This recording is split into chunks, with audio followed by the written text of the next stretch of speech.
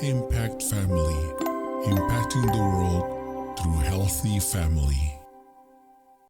Ceritakan tentang hal Yesus, cerita yang indah benar.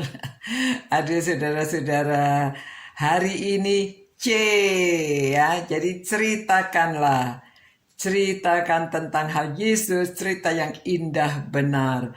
Saudara-saudara, memang kita itu tidak habis-habisnya ingin menceritakan tentang hal Yesus ya.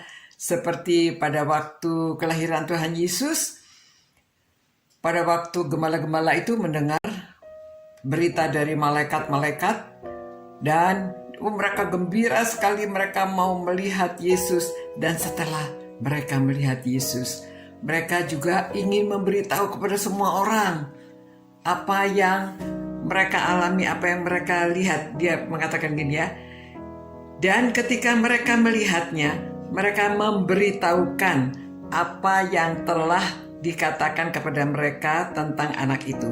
Dan semua orang yang mendengarnya heran tentang apa yang dikatakan gembala-gembala itu kepada mereka. Jadi saudara, berita ini memang bukan untuk disimpan, untuk diberitahukan. Cerita Natal itu orang tahu hari Natal ya, tetapi kadang-kadang orang hanya mengasosiasikan dengan pohon Natal, dengan pesta-pesta, apalagi kalau di Amerika gitu ya. Saya nggak tahu di Eropa bagaimana waktu Natal. Di Amerika semua orang sepertinya merayakan hari Natal, tetapi sebagai suatu holiday season. Jadi bukan kelahiran Tuhan Yesus. Mereka tahu, tetapi mereka pikir hanya seperti cerita legenda saja, ya.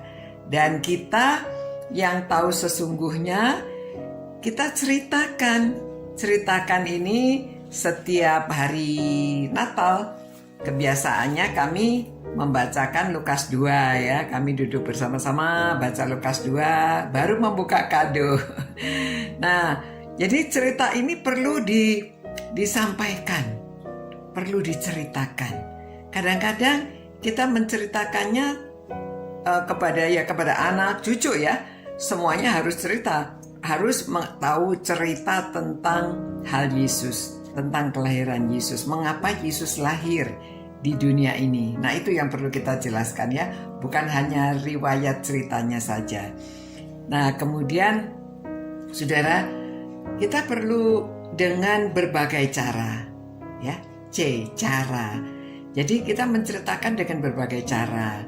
Pernah kami itu ya, bagaimana caranya menceritakan kepada orang yang belum kenal. Jadi pada waktu hari Natal, karena kami punya langganan ya dengan tukang-tukang beca di depan rumah waktu anak-anak masih kecil ya, dulu naik beca. Tapi kami kenal baik. Tapi bagaimana ceritanya? Jadi pada waktu hari Natal, saya undang mereka datang ke rumah, kami beri makan dan ya sedikit hadiah. Tapi kumpulkan itu semua tukang-tukang beca datang ke rumah ya. Nah, kemudian pendeta cerita kepada mereka apa itu hari Natal ya. Nah, saudara, jadi pakai berbagai cara ya. Pernah juga di STBI pada hari Natal kami mengundang juga begitu ya. Di bawah itu banyak tukang beca, ada apa gitu, kami undang. Ya, memang hari Natal itu identik dengan membagi makanan, membagi hadiah. Jadi tetap dilakukan membagi makanan, membagi hadiah, tetapi ceritanya tidak boleh ketinggalan.